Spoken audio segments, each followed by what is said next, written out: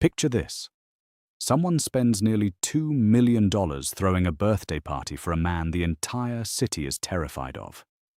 Every guest on that list swears they'll be there. And then, one by one, not a single one of them shows up. The room stays empty. The candles burn down to nothing. And just when this man decides the world has finally forgotten him for good, a woman who makes $14 an hour steps out of an elevator holding her little boy's hand.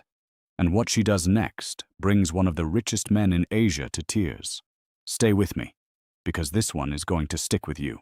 100 crystal chandeliers hung from the vaulted ceiling like frozen waterfalls, throwing tiny rainbows across the walls of the private rooftop ballroom at the very top of the tallest tower in the city. The windows ran floor to ceiling, and beyond them the whole skyline glittered, an ocean of neon and headlights stretching out toward the dark horizon like somebody had scattered diamonds across black velvet.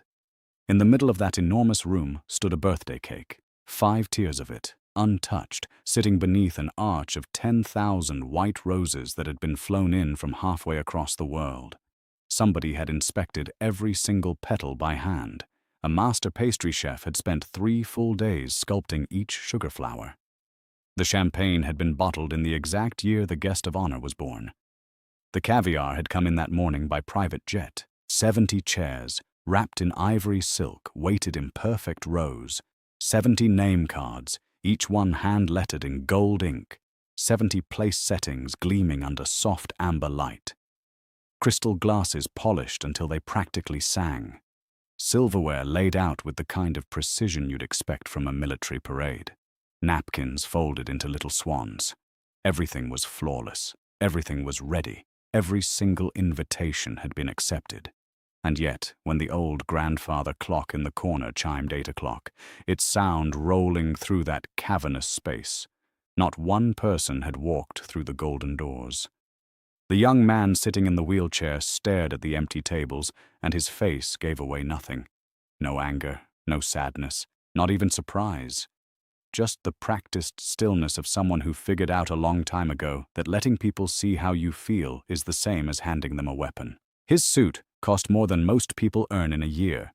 His watch was worth more than most people's houses.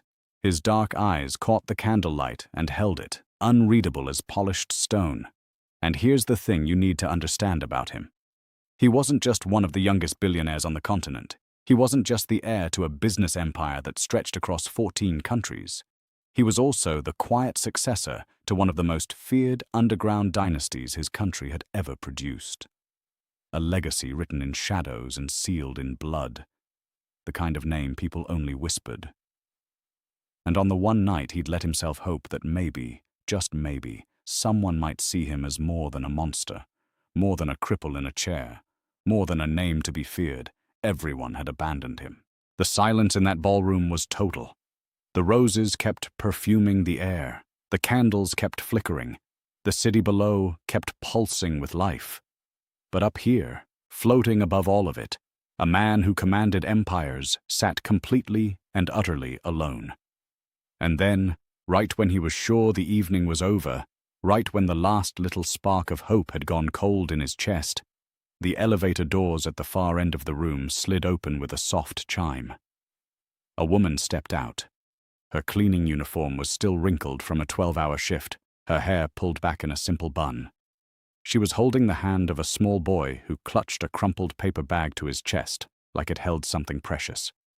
The two of them just stood there in the doorway, taking in the impossible sight in front of them.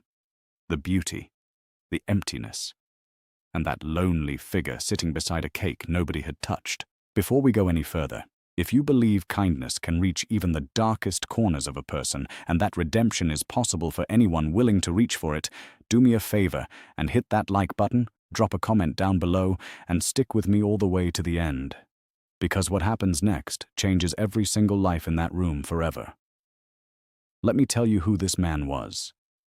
He'd been born into a world most people only ever glimpse in crime dramas and half-believed rumors. His father had built an empire out of absolutely nothing, clawing his way up from the poorest streets of a port city to become one of the most powerful men in the region. On paper, the family controlled shipping companies, real estate, tech ventures worth billions. Behind closed doors, they controlled something far more valuable. Information, influence, the kind of power that makes governments nervous. But the son never asked for any of it. As a boy, all he wanted was to be a pianist. He'd spend hours at the grand piano in the family compound, disappearing into the music while bodyguards patrolled the gardens outside.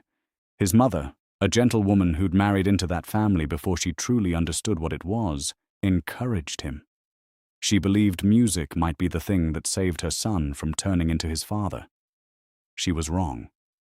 When the boy was 17, cancer took her, and the music died right along with her. His father, determined to shape his only son into a worthy heir, shipped him off to the finest schools in Europe and America. He graduated at the top of every class: finance, law, international relations. By 22, he was running the family's legitimate businesses. By 23, he knew every dark secret the empire was hiding. That was the year his father was killed. Fast, professional, and out in the open. A message from a rival group that had gotten tired of the old man's dominance. The son found his father's body in the same garden where the bodyguards used to walk. The piano inside had been silent for years. Overnight, the young heir became the most dangerous man in the country. The papers called him the Ice Prince. Brilliant, ruthless, impossibly handsome. Women wanted him. Men feared him. Everyone underestimated him. That was always their first mistake. Within 5 years, he'd tripled the family's legitimate holdings while quietly, methodically taking apart every criminal operation from the inside out. He turned drug money into hospital funding. He converted extortion rackets into community protection programs. He took the violence his father had built and aimed it straight at the trafficking rings that preyed on the vulnerable. The old-timers called him weak, a traitor to his own blood, a fool who'd tear down everything his father had built. He called it something else. He called it redemption. He wanted out. He wanted to be more than his bloodline. He wanted to prove that the sins of the father don't have to become the legacy of the son. He was almost free. 3 years before that empty birthday party, he attended a charity event honoring his foundation's work with orphaned kids. He'd donated enough to build 17 schools out in the countryside, and he'd visited every one of them personally, sitting with children who reminded him of the boy he used to be. Talented, hopeful, trapped by things they couldn't control. That night, as his cars pulled away from the venue, a bomb went off beside his vehicle. Here's the cruel part. The bomb wasn't even meant for him. It was targeting a corrupt official whose car happened to be parked nearby. Wrong place, wrong time. Cosmic cruelty dressed up as coincidence. His driver, a man who'd served the family for 30 years, who'd taught him how to drive, who'd shown up at his graduation with tears in his eyes, died instantly. The blast threw the young heir through a reinforced window. He landed on concrete softened by rain, which saved his life but not his spine. He woke up in a hospital 3 weeks later, unable to feel his legs. The physical therapy was brutal, months of agony, months of relearning how to move through a world suddenly full of obstacles. Stairs became mountains, doorways became barriers. Getting dressed turned into an exhausting production. But the physical pain was nothing next to what came after. The allies who'd once chased his favor started slipping away. Business partners kept pushing meetings back over scheduling conflicts that never seemed to resolve. Officials who'd happily pocketed his donations were suddenly too busy to return a call. Women who'd once competed for his attention now looked away when he entered a room, like the wheelchair was something they might catch. The whispers moved through the city's elite like poison. The Ice Prince had melted. The air was broken. The monster had become something worse than a monster.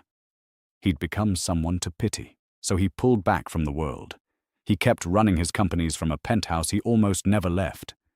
He kept funding his foundations anonymously. He kept doing his quiet work, turning darkness into light one project at a time. But the loneliness ate at him. He'd given up everything to escape his father's shadow. His reputation, his relationships, his place in the world he'd been born to rule. And now, paralyzed and cut off, he wondered if any of it had mattered at all.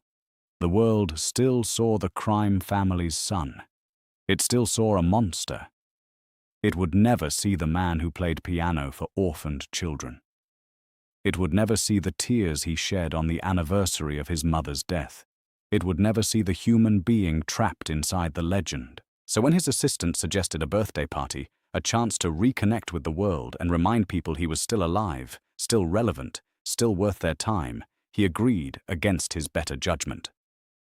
The invitations went out to everyone: officials who'd benefited from his generosity, business leaders who'd profited off his partnerships, celebrities who'd smiled for cameras at his charity events, even the journalists who'd written kind things about his transformation. Every single one of them confirmed. The cancellations started rolling in 3 hours before the party. First a text from an official citing an emergency, then an email from a CEO about an unavoidable board meeting, then a call from a famous actress whose child had suddenly fallen ill. One excuse after another, tumbling in like dominoes. A flight delay that only seemed to affect his guests. Traffic that only blocked their routes. Family emergencies striking with suspicious coordination. Food poisoning that somehow swept through everyone who'd said yes. By the time the clock struck 7, he knew the truth. By the time it struck 8, the truth was confirmed. Nobody was coming. His assistant, a loyal woman who'd served 3 generations of the family, wept quietly by the elevator. The hotel staff stood frozen at their stations, unsure whether to proceed with a party that had no guests. The chef, who'd spent a week on the menu, stared at platters of food nobody would eat. He dismissed them all. He wanted to face this the way he'd faced everything since the accident. Alone. Alone in his chair, alone with his thoughts, alone with the growing certainty that changing his whole life had been pointless. He'd given away billions. He'd saved thousands of lives. He'd taken an empire built on cruelty and started bending it towards something good. And none of it mattered. The world had already decided who he was, and it would never give him the chance to prove otherwise. He stared at that birthday cake. 5 tiers of artistry made for a celebration that would never happen. The candles had been lit an hour ago and burned down to stubs, wax pooling on the white frosting like tears. He thought about his mother. She would have been here. She would have sat beside him and told him the number of guests didn't matter, that birthdays were about gratitude, not applause. She would have played piano for him the way she used to before the cancer took her. But she was gone, and everyone else had chosen to stay away. And for the first time since the accident, he felt something crack inside his chest. Not his spine, something deeper, something that had been holding him together through years of isolation and judgment and loneliness. He was about to wave for his driver when the elevator chimed. 14 floors below that empty ballroom, a woman named Della had been scrubbing bathroom tiles for the last 2 hours. The cleaning crew at that hotel worked shifts that started before sunrise and ended long after the city's wealthy had stumbled home from their parties. Della had been on her feet since 5 that morning, pushing her cart through endless hallways, making beds for people who'd never remember her face, cleaning up after guests who'd never learn her name. 5 years earlier, this life would have seemed impossible. She'd grown up in Atlanta, the daughter of a preacher and a schoolteacher, who raised her to believe every single person carries a spark of something divine, no matter how deep it's buried. She married young. A good man named Marcus, who worked construction and dreamed of one day running his own company. They had a son, Isaiah. They had a small house in a neighborhood where everybody knew everybody. It wasn't a wealthy life, but it was rich in all the ways that count. Then Marcus got sick. The diagnosis came out of nowhere. The treatment came at a terrible price. And the end came far too soon. 3 years of hospitals and hope and heartbreak. And then Della was alone with a 7-year-old and a mountain of medical bills that would have taken decades to pay off. A friend from church mentioned there was work overseas. A cousin had moved abroad, found cleaning jobs, saved enough to start over. The pay was better than anything Della could find at home. The work was hard, but she'd never been afraid of hard work. So she sold everything she had, packed 2 suitcases, and flew to the other side of the world with a little boy who couldn't understand why they had to leave home. That first year nearly broke her. The language was a wall. The culture made her feel invisible. Loneliness was a constant voice whispering that she'd made a terrible mistake, that her son would grow up with no roots in a country that would never fully accept them. But Della refused to bend. Every morning she got up before dawn, got Isaiah ready for school, and reported to whatever job would have her. She learned enough of the language to get by.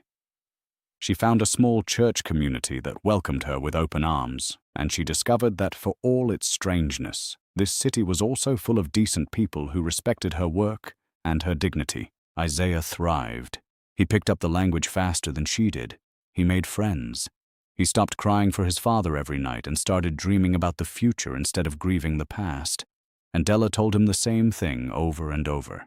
Dignity isn't about the job you hold. It's about how you treat people when nobody's watching. It's about showing up for others, even when life hasn't shown up for you.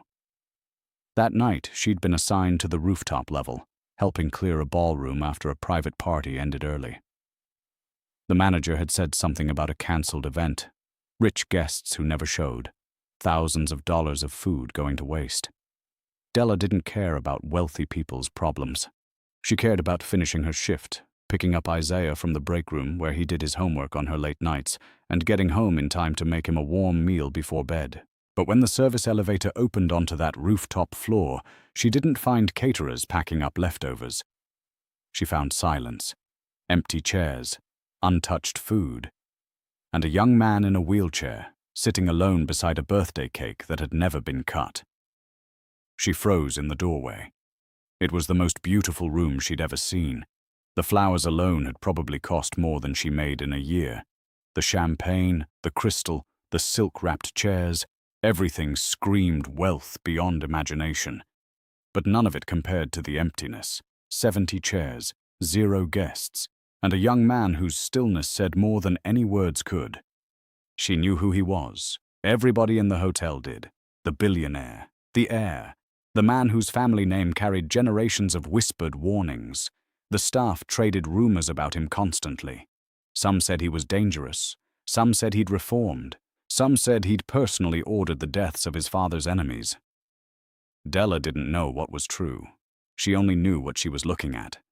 A man alone on his birthday, pride and pain written all over his face, pretending he didn't need anyone because everyone had already proven he couldn't count on them. Something about that stillness reminded her of Isaiah on the anniversary of his father's death. That same desperate effort to look strong while falling apart inside. That same refusal to let anyone see him break. Her grandmother's voice came back to her, clear as the day she'd said it. Baby, fear builds walls. Kindness tears them down. When you see somebody hurting, you don't walk away.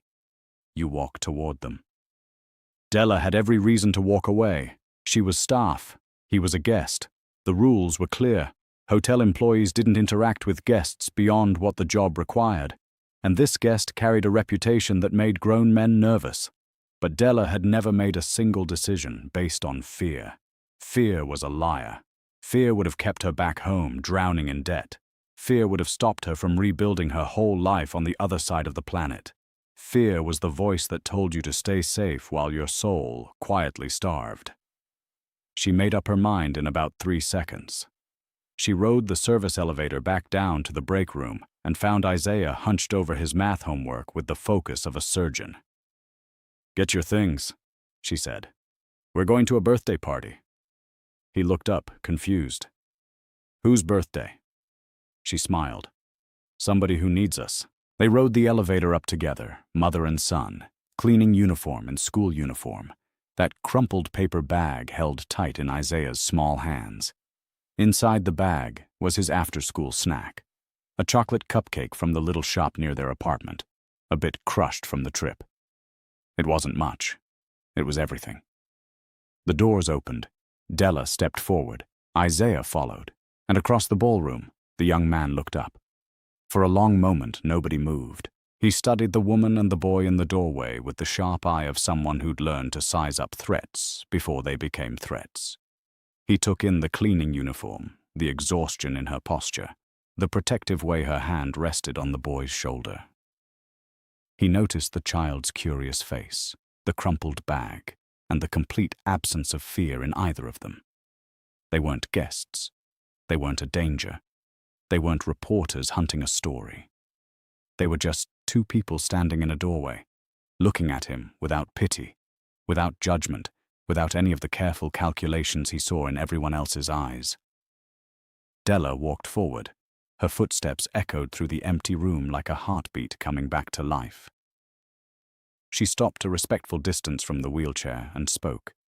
Her grasp of the language was imperfect, accented, a little rough around the edges, clearly learned out of necessity rather than in a classroom. But her words were clear. Nobody should spend their birthday alone. Something shifted in his chest. When was the last time he'd heard words with no agenda behind them? When had someone last come toward him without wanting money or power or protection or some angle they could work? "You know who I am," he said, his voice low and guarded. She nodded. "I know what people say about you. I also know people said my husband was too sick to survive, and he fought for 3 years. People said I was crazy to move my boy across the world, and here we are." She shrugged. "People say a lot of things. Most of it's just noise. You're not afraid." "Of what?" She tilted her head. "A man sitting alone at his own birthday party? That's not scary, sir. That's sad. And sadness doesn't bite." Isaiah stepped forward then, suddenly brave. He held out the crumpled bag. "My mom says when somebody's sad, you share what you've got," he announced. "I've got a cupcake. And a card. I made the card myself at lunch." The man took the bag. Inside was the chocolate cupcake, a little crushed, obviously cheap, and a handmade card drawn with colored markers on construction paper. 3 stick figures stood beneath a bright yellow sun. 2 of them, clearly an adult and a child, held hands. The third stood slightly apart, inside a rectangle that might have been a wheelchair. And above them, in careful letters that had been erased and rewritten until they were neat, were the words, "Everyone deserves one person who shows up." He read it once, then again, a third time. Something hot pressed behind his eyes and he blinked fast, forcing it back through sheer willpower. He hadn't cried since his mother's funeral, and he was not about to start now in front of a cleaning woman and her son, over a crushed cupcake and a child's drawing. But those words, that simple, devastating truth. Everyone deserves one person who shows up. He had billions of dollars. He had properties on 4 continents. He had influence that made world leaders return his calls. And tonight, on his birthday, the only 2 people who'd shown up were a widow from Atlanta and her 10-year-old boy with a cupcake that cost less than $1. The hotel staff had been watching from the shadows the whole time. His assistant had stayed in the service corridor, unable to leave, unable to watch. But when she saw the cleaning woman walk toward her employer, when she saw the child hand over that paper bag, when she saw the man's composure crack for the first time in 3 years, she made a decision. She stepped into the ballroom and started giving orders. Within minutes, the room transformed. The head chef, who'd spent a week preparing a feast for 70, came out of the kitchen with his whole team, carrying platters to the center table. The sommelier began uncorking the champagne that had been chilling all night, and a security guard who'd served the family for decades walked over to the grand piano in the corner, sat down, and let his fingers find the keys. A familiar melody filled the room. The same piece the man's mother used to play for him when he was a boy. More staff appeared. Kitchen workers still in their aprons. Housekeepers who'd been cleaning rooms floors below. Servers, maintenance workers, bellhops, doormen. They came from every corner of the building, drawn by whispered word that something unusual was happening on the rooftop. They gathered around the table set for 70 and found spaces among the empty chairs. They didn't belong here. They were staff, not guests. Invisible, not important. But tonight, they were all anyone had. Somebody started singing Happy Birthday. Another voice joined in a different language. A third added a third. Within moments, the whole ballroom filled with a chorus of languages, imperfect, unrehearsed, and absolutely genuine. Isaiah clapped the loudest of anyone. And for the first time that evening, for the first time in longer than he could remember, the man smiled. The meal that followed was unlike anything that Rooftop had ever seen. Billionaires had dined there. Diplomats had made deals there. Celebrities had celebrated there. But never before had that man shared caviar with a janitor, or argued about the best way to make a pot of stew with a laundry attendant, or listened to a 10-year-old explain with total conviction why his favorite basketball team was the greatest in history. Della sat beside him, and they talked. She told him about Atlanta, about Marcus, about the church, where her grandmother taught her that kindness was the only currency that ever really mattered, about the nights when the bills seemed impossible, when the loneliness pressed in from every side, when she wondered if she'd made a terrible mistake bringing her son to a country where she'd always be an outsider. He listened. He asked questions. He remembered the details.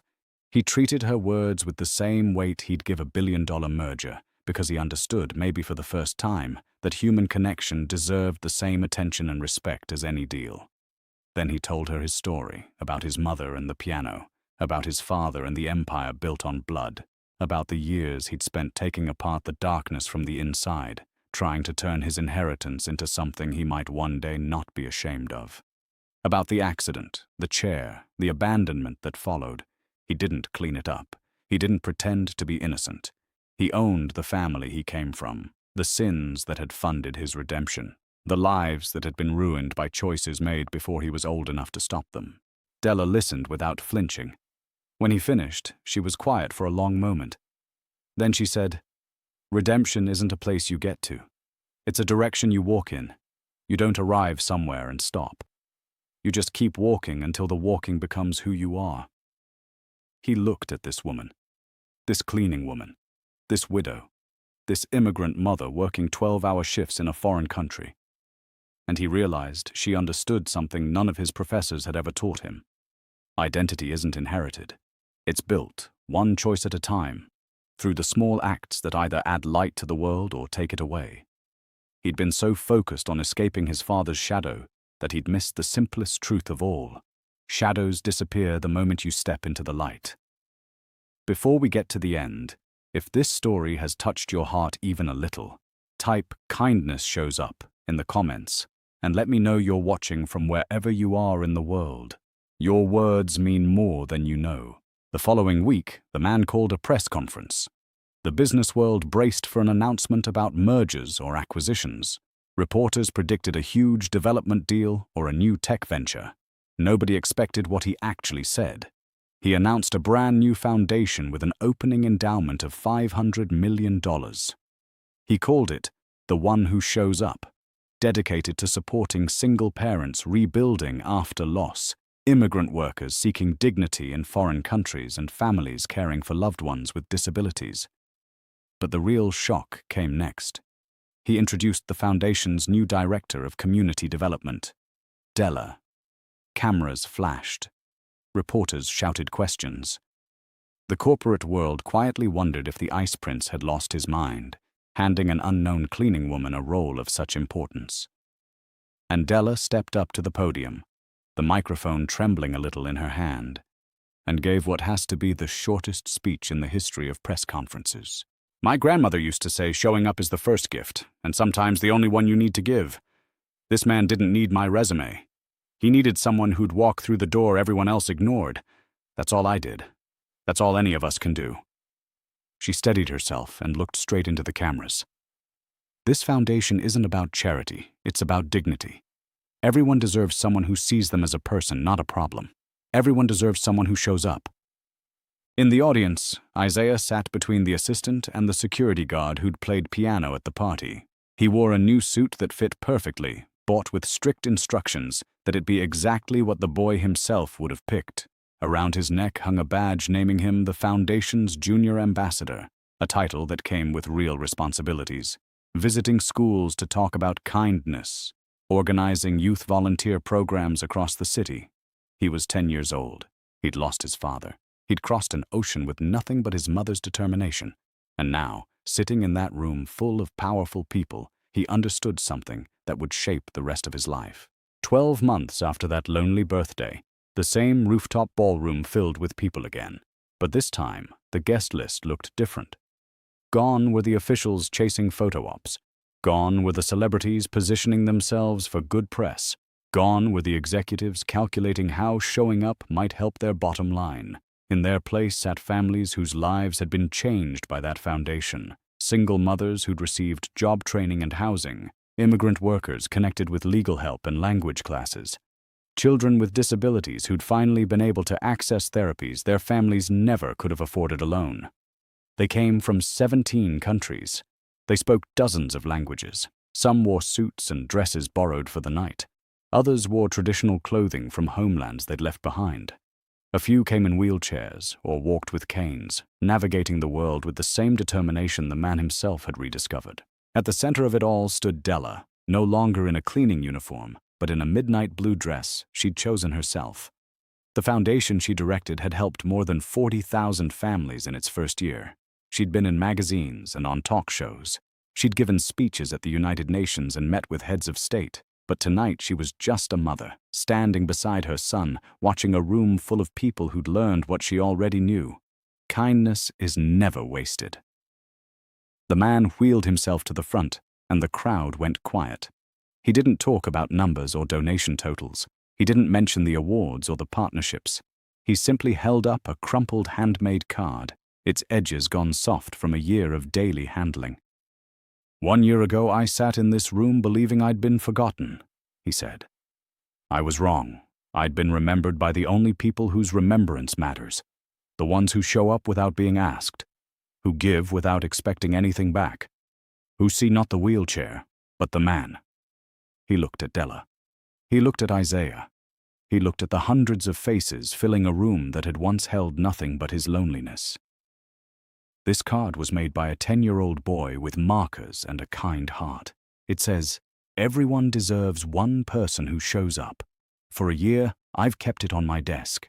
Every hard decision, every complicated negotiation, every moment the old darkness tempts me to take the easy way, I look at these words. They remind me what matters." He paused, and just for a moment, the composure cracked. "Tonight, I'm not celebrating my birthday. I'm celebrating all of you, every person who chose to show up for someone else, who proved that human connection can't be measured in wealth or status, who showed that the most powerful force in the world is simple, stubborn, relentless compassion." The applause shook the chandeliers.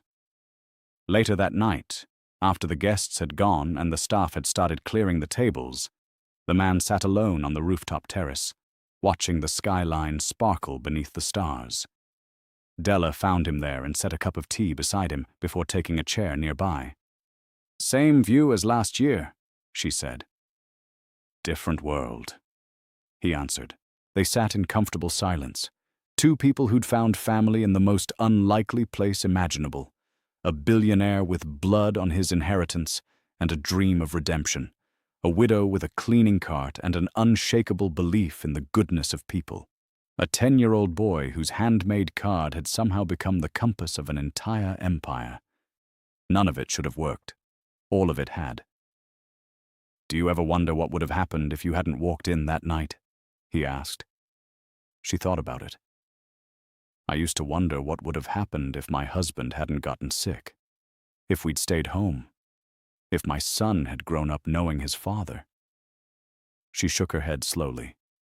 "But wondering doesn't change anything. The only thing that changes anything is showing up for the next moment. And then the one after that." He nodded, understanding in a way that needed no more words. Below them, the city kept moving. Millions of lives weaving through patterns no one could ever predict. And somewhere out there, another person was sitting alone on their birthday. Everyone deserves one person who shows up. He had built companies. He had inherited empires. He had turned darkness into light and enemies into allies. But his greatest achievement would always be the simplest one. He'd finally learned how to receive kindness, and that had taught him how to give it. So here's what I'll leave you with. If this story reminded you that kindness still exists, that compassion crosses every boundary there is, and that showing up for one person can change absolutely everything, then do me a favor. Hit that like button. Share this with the people in your life who need to hear it. Drop your thoughts in the comments below and subscribe to the channel so you don't miss the next one. Your support is what keeps stories like this going. And remember, redemption is real. Connection is stronger than fear. And every single person, no matter who they are or what they've done, deserves one person who shows up. Because the next someone who needs you to walk through their door might be a whole lot closer than you think.